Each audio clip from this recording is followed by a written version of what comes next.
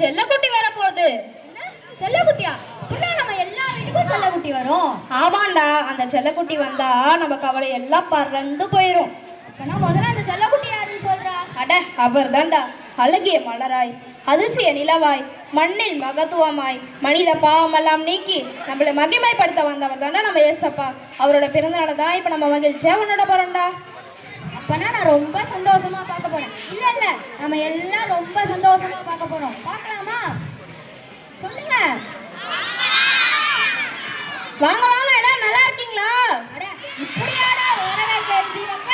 அப்புறம் எப்படிதான் வரவேற்கிறது? வரவேற்புடைய வழங்க வரங்க 8th விஜயபிரியாக்கா. Good afternoon to all. Christmas is a season not only of rejoicing but of reflection. It's a joy to see all of you gathered here to celebrate the birth of our Savior Jesus Christ. Christmas reminds us of God's boundless love for us. Welcome to our Christmas Day celebration. விசேஷத்திற்கு வாசகம் அதிகாரம் 1 இறை முத்துக்கள் 24 38 வரை. அந்நாட்களுக்கு பின் அவன் மனைவியாகிய எலிசபெத்து கர்ப்பவதியாகி ஜனங்களுக்குள்ளே எனக்கு உண்டாயிருந்த நிந்தையை நீக்கும்படியாக கர்த்தர் இந்த நாட்களில் என்மேல் கடாட்சம் வைத்து எனக்கு இப்படி செய்துள்ளார் என்று சொல்லி 5 மாதம் வெளிப்படாதிருந்தாள். 6ஆம் மாதத்திலே காபிரியேல் என்னும் தூதன் கலிலேயாவில் உள்ள நாசரேத் என்னும் ஊரில் தாவீதின் வம்சத்தனாகிய யோசேப்பு என்கின்ற நாமமுள்ள புருஷனுக்கு நியமிக்கப்பட்டிருந்த ஒரு கன்னியிடத்து தேவனாலே அனுப்பப்பட்டான். அந்த கன்னியின் பேர் மரியாள்.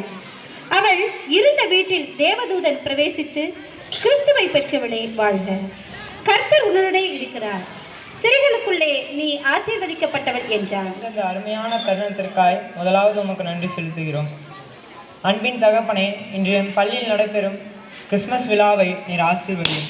எங்கள் பள்ளியில் பயிலும் அனைத்து பிள்ளைகளையும் பணிபுரியும் அனைவரையும் நீர் ஆசீர்வதியும். எங்கள் போக்கிலும் மரத்திலும் நீர் கூட இருந்து பாதுகாத்து வழிநடத்தும்.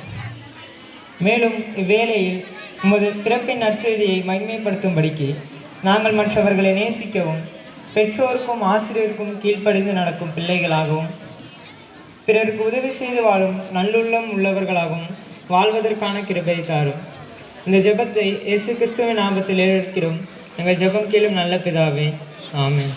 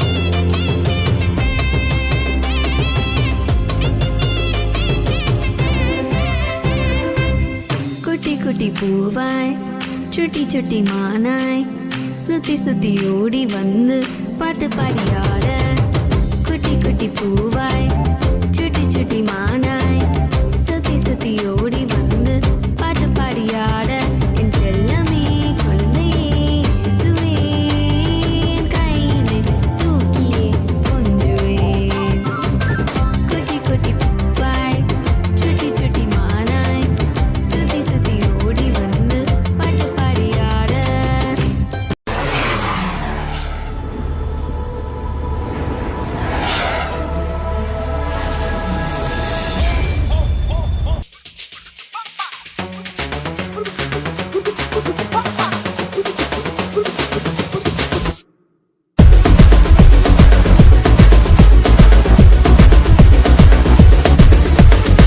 மகனட்டு கண்ணோட சாக்லேட் ஆட்டோட அழகா சொல்லி வச்சு ராசா வந்தாரே கோபம் இல்லாம பெருமை இல்லாம அன்ப அள்ளி தர ராசா வந்தாரே மேக்னெட் கண்ணோட சாக்லேட் ஹாட்டோட அழகா சொல்லி வச்சு ரசா வந்தாரே கோபம் இல்லாம பெருமை இல்லாம அன்ப அள்ளி தர ரசா வந்தாரே பெருமும் இல்லாம தேடி வந்தாரே தலைவன் கடலவன் சாமிடா சாமிடா ஏய் போடுறாடிய வந்தாரே சொன்னாரே சொன்னதெல்லாம் செஞ்சாரே வந்தாரே வந்தாரே கேட்டதெல்லாமே வந்தாரே சொன்னாரே சொன்னதெல்லாம் செஞ்சாரே வந்தாரே வந்தாரே கேட்டதெல்லாமே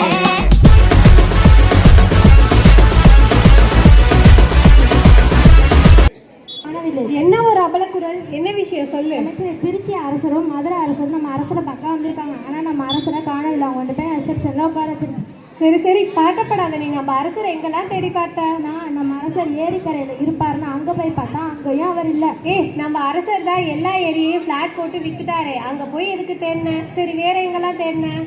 அப்புறம் கடற்கரையில் காற்று வாங்க போயிருப்பாருன்னா அங்கே போய் பார்த்தாலும் அங்கேயும் அவர் இல்லை. கடற்கரையில் ஜோடியையும் கேடியையும் தேடினா கிடைப்பாங்க. அங்கே போய் எதுக்கு நம்ம அரசரை தேடின? கூட்டமாக இருந்தாலே அவர் அங்கே போக மாட்டாருன்னு தெரியாதா உனக்கு? அப்புறம் காடில் போய் தேடலான்னு போனேன். நம்ம ஊரில் எங்கடி காடு இருக்கு? பெரிய பெரிய பில்டிங்கும் ஷாப்பிங் மாலும் ஐடி கம்பெனியும் தானே இருக்கு.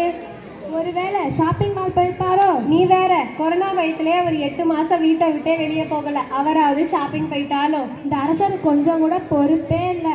சரி சரி குழம்பாத. இது டிசம்பர் மாசம்னால ஏதாவது டெஸ்ட் மேட்ச் பார்த்துட்டு கொரட்டை விட்டு தூங்கிட்டு இருப்பாரு. இப்போதானே மணி 11 ஆகுது. வெயிட் பண்ணி பார்ப்போம். குட் ஆஃப்டர்நூன் அரசே. Good afternoon. Good afternoon. Good afternoon. இதை பற்றி தான் பேசிகிட்டு இருக்கீங்க போல. ஒன்றும் இல்லை அரசரே, அவங்களை பார்க்க விருந்தாளிங்க வந்திருக்காங்க. அவங்கள்ட்ட போய் நான் ரிசப்ஷன்